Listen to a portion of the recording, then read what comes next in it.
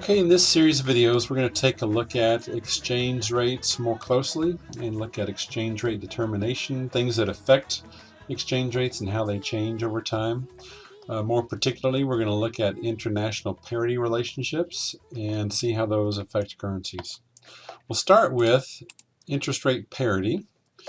This is a really important relationship. It's an arbitrage relationship.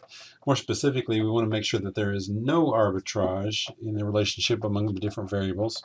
In this case, we're looking at spot rates, the borrowing and lending rates, or the interest rates in the two countries that we're concerned with, and then also the forward exchange rate between those two countries. So if there is harmony among these variables, then we've got equilibrium. If we do not have equilibrium, if there is no harmony, then we have an arbitrage opportunity. And again, I want to make sure we all have the same understanding of what that means. An arbitrage opportunity is the time where you can make money risk-free, without taking any risk. It's not just the fact that you can make money, but that you're making money without taking any risk. So let's look at an example of interest rate parity and how it should work.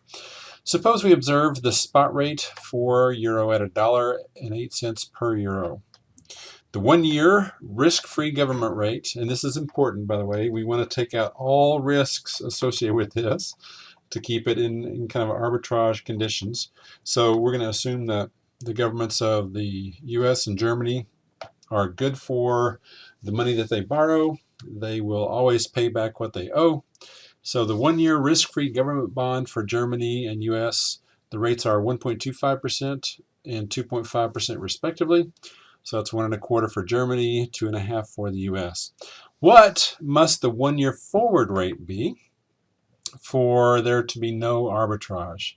So the 1-year forward exchange rate is what we're talking about.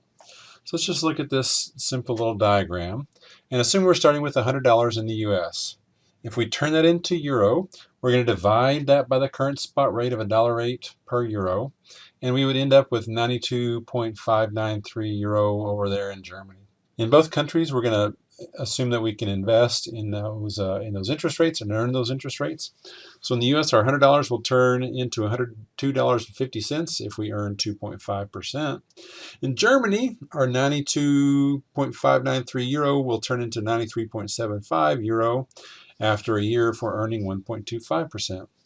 So what interest rate parity says is that 1-year rate, that exchange rate should be the amount you'll have in Germany after a year divided by the amount you'll have in the US after 1 year, and that's either going to give you the direct or indirect number. We normally will think of euro rates as the direct quote from an American's perspective, so I'm going to divide the US money, the dollars, by the euros. That way I'll get dollars per euro, and the forward rate would be $1.09 per euro. That would be the 1-year forward rate in equilibrium. That's what it should be given these interest rates, given the spot rate, for there to be no arbitrage opportunities. Okay, so these 4 things need to be in balance: the spot rate, the US interest rate, the German interest rate in this case, and the forward rate on the euro. Let's look at a equation here. The interest rate parity will hold when, and in this case I've got the US and the euro. We could swap out and substitute a variety of different currencies here, but let's just think about what this formula is saying. So if I take 1 plus the interest rate in the US divided by 1 plus the interest rate in the Eurozone, that will equal the ratio here of the forward price to the spot price, all from the US perspective. So the numerator over here on the left side is important. That forward rate is going to be dollars per euro. It's going to be a direct quote from the US perspective, same as the spot. Now let's say that we find a problem. Let's say that we find that there is no harmony here. There is no equilibrium. There is an arbitrage opportunity.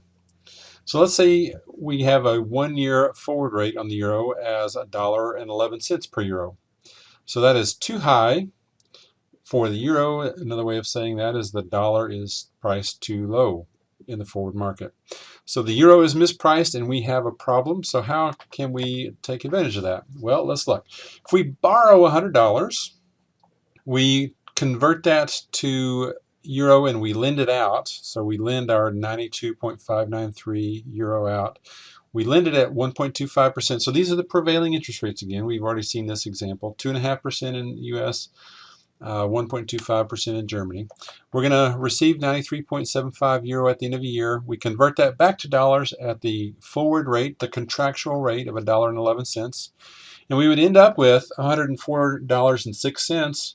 But on that $100 that we initially borrowed in the US, after we've paid back our 2.5% interest, we only owe $102.50. So we've made a profit, and we've made a profit without any risk. Right? We borrowed at the risk-free rate. We lent at the risk-free rate. We didn't take any risks. Everything was contractually signed away. So we knew going in that we would walk out with extra money at the end of the year. So the relative interest rates between countries matter for exchange rates. So this is one of those determinants of exchange rates and how things that affect how currency rates change. So if the interest rates are higher in the US than abroad, the dollar is going to trade at a forward discount. So the forward rate will be higher than the spot rate. For instance, $1.11 per euro versus $1.08 per euro. So that is, again, trading at a forward discount. The dollar is getting weaker over time, right? The dollar's doing less. It's costing more dollars for the currency. If, on the other hand, the interest rates in the U.S. are lower than abroad, the dollar will trade at a forward premium to that currency. So, for instance, the forward price will be less than the spot price. And in this case, we have a forward rate of $1.05 versus $1.08 in the spot market. This would be a case where the dollar buys more of a currency, or the other way of saying that is it takes fewer dollars to buy a unit of currency. So that's the forward premium aspect of this situation. So if there is a disequilibrium in this, the relationship between the spot rate, the forward rate, and the relative interest rates between the countries, or if there's a shock to the equilibrium, right, something changes, then there are several possible channels that will bring it back into balance. So one of those is that interest rates in the U.S. will adjust. So they'll either go up or down depending on where the disequilibrium is. Interest rates abroad will adjust. The spot rate will adjust. So currency will either get more expensive or cheaper. And then the forward rate will adjust. Either the forward premium will diminish or the forward premium will get bigger, vice versa. So, and this is probably more likely, there's going to be some combination of these things that change. Frequently, the spot rate is maybe the easiest thing to change. Interest rates are somewhat static in the world. I mean, there is a fair amount of variability, but the spot rate is always changing, always bouncing around. And so that is probably where you'll see it the most in currency markets. But any of these four things can change to bring the market back into balance, into equilibrium. So let's look at a current example and just see how close interest rate parity holds. Looking today at the price of rubles in the spot market, $1 will buy you 76.35 Russian rubles. The 2-year forward rate for ruble is $1 will get you 91.119. So the market is saying that rubles will depreciate significantly over the next couple of years. The dollar will buy a lot more, or each ruble will buy less dollars 2 years from now.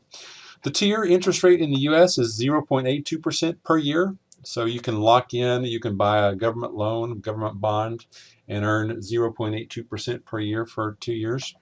In Russia, if you buy their sovereign debt, you can earn about 10.12%. Again, that's on your Russian rubles. So to see if the interest rate parity holds here, we're going to just, again, start with $100. Convert that over to rubles, we would end up with 7,635 rubles. If we earn 10.12% per year for 2 years, we would end up with 9,258 rubles and some change. Back over here in America, if we start off with $100 and we earned 0.82% per year for 2 years, we would have $101.65. So the exchange rate, if we kind of equate those two numbers, if we put the right number in the numerator, the ruble, and the right number in the denominator, the dollar, we will get 91.082 rubles per dollar is what the interest rate parity suggests. Notice that we're off by a couple of pennies, actually a couple of ruble pennies. And so we're off by about 0.03%. So it's virtually perfect here. If we included transaction costs in our desire to take advantage of this arbitrage opportunity, we would lose money. So this is well within the kind of the no arbitrage conditions once we include the transaction costs involved, the whole bid-ask spread and all that stuff that we have addressed in other discussions. So I'm going to stop here, and we'll pick up with the second video in the next slide. Delle belle turbando al riposo, Narcisetto d'amor. Delle belle turbando al riposo, Narcisetto d'amor. Non più avrai questi bei panacchini, quel cappello leggero galante, quella chioma, quell'aria brillante, quel vermiglio d'onesco color, quel vermiglio d'onesco color.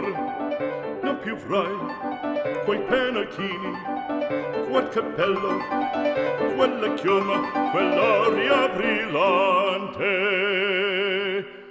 Non più drai farfallone amoroso, notte giorno di torno girando, delle belle turbando al riposo, Narcisetto a Dugino d'amor. Delle belle turbando al